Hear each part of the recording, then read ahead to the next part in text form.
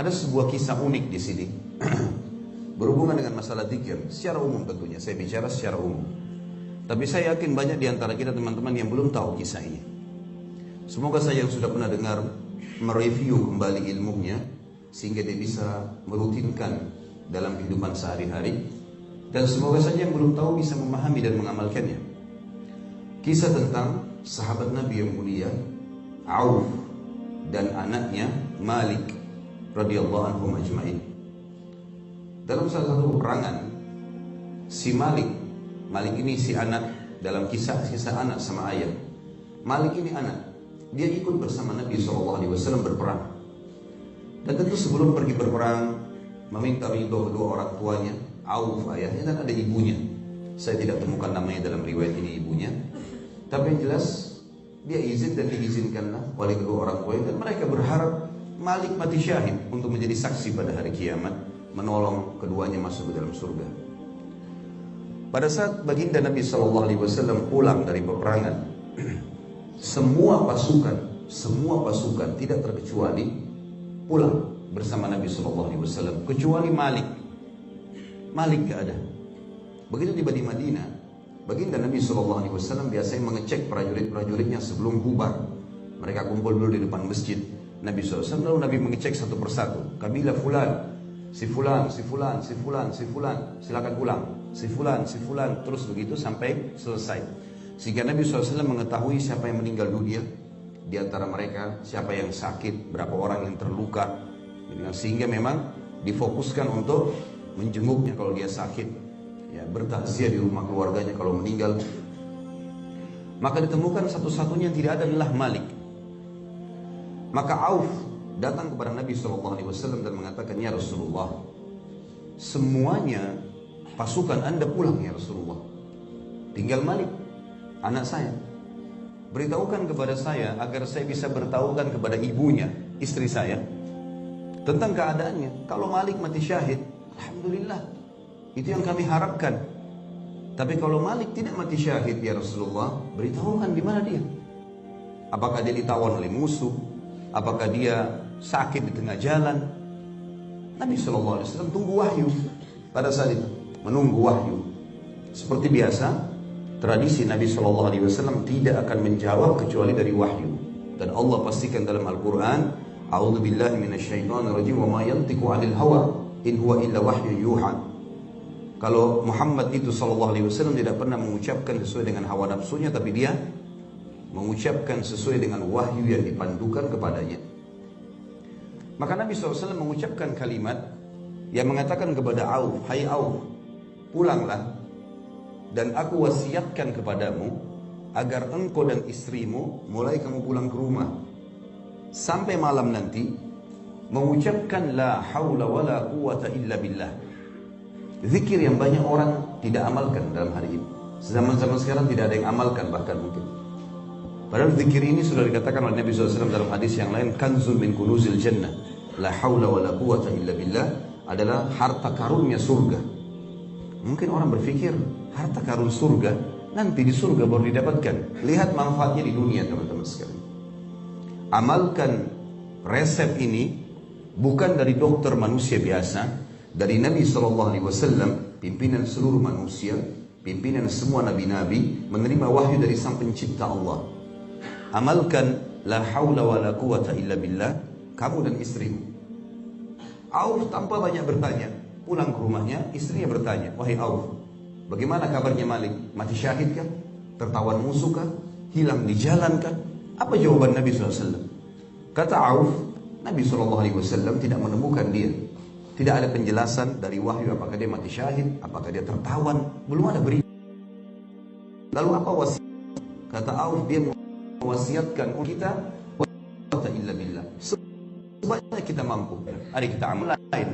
Bahkan mereka tidak makan, tidak minum, sibuk lisannya dengan la haula wala quwata illa billah, la haula wala quwata illa billah, dengan keyakinan menjadikan zikir ini bisa mendapatkan informasi tentang anak mereka. Sampai akhirnya di awal malam atau pertengahan malam, kalau kita sekarang jam 12 malam, Auf dan istrinya ketiduran karena sudah capek dan malam. Auf menceritakan tiba-tiba pada saat saya sama istri saya lagi lelap tidur, saya mendengar ada seseorang mengetuk pintu rumah di malam hari. Maka saya pun berdiri, kemudian saya membuka pintu dan saya temukan anak saya Malik di depan pintu, membawa beberapa ekor kambing. Maka saya pun bertanya, hai anakku, apa ceritamu? Bagaimana ceritanya nih? Kata Malik, hai ayahku, demi Allah saya ditawan oleh musuh, dan tangan serta kaki saya diikat dengan rantai-rantai yang besar, serta mata-mata rantai yang kecil, sehingga membuat saya merasa berat, tidak bisa mengangkat tangan dan kaki. Mengangkatnya, menggerakkannya saya tidak bisa. Maka mereka terus menyiksaku sampai akhirnya di malam hari. Baru saja malam hari ini saya berusaha untuk melepaskan diri tapi tidak bisa. Tiba-tiba saja entah bagaimana pertolongan Allah datang, mata-mata rantai itu dengan sendirinya membesar, melebar, sehingga membuat saya bisa melepaskan kedua tangan saya melepaskan kedua kaki saya. Kemudian saya pun mengambil beberapa ekor domba musuh-musuh ini yang saya niatkan sebagai harta rampasan perang, dan membuktikan kepada Nabi SAW kalau saya selamat dan ini domba-domba musuh. Kemudian saya pun membawa ke rumah ini. Kata Auf, tapi anakku, jarak antara musuh dengan Madinah, Nabi SAW ada jalan pasukan 2 hari. Bagaimana kau bisa menempuhnya dengan 1 malam, bahkan hanya beberapa saat? Kata Malik, dalam ini riwayat sahih teman-teman sekalian, kata Malik radhiyallahu anhu, anak ini yang saleh mengatakan, demi Allah ayahku, pada saat saya sudah mulai niat untuk pulang ke Madinah, saya merasa seperti ada malaikat yang menebahkan sayapnya dan membawaku terbang ke Madinah bersama dengan kambing-kambing ini.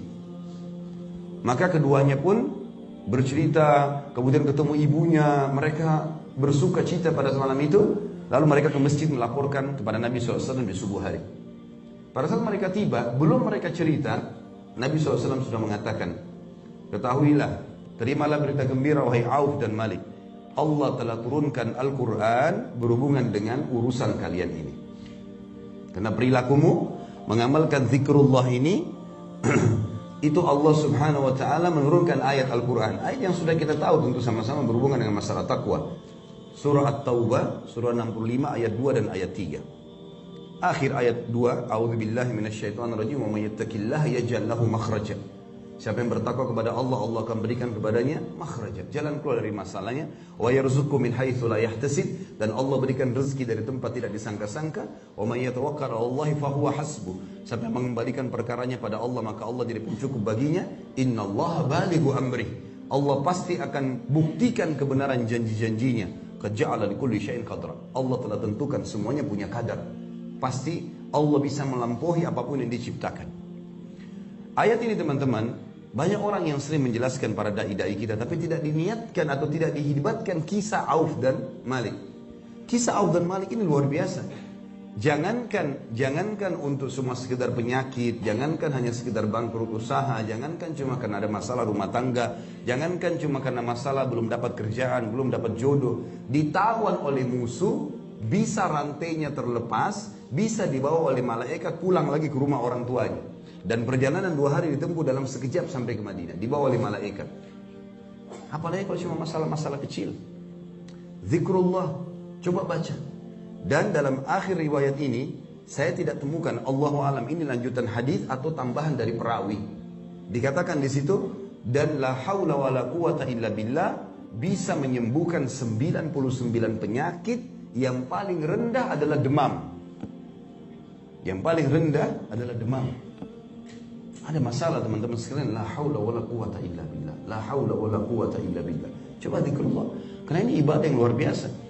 Bahkan ulama mengatakan kalau orang yakin dengan zikir ini mungkin tidak butuh obat dokter.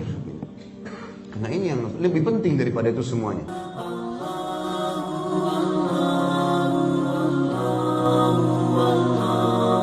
Allahu Allahu Allahu Allah Allah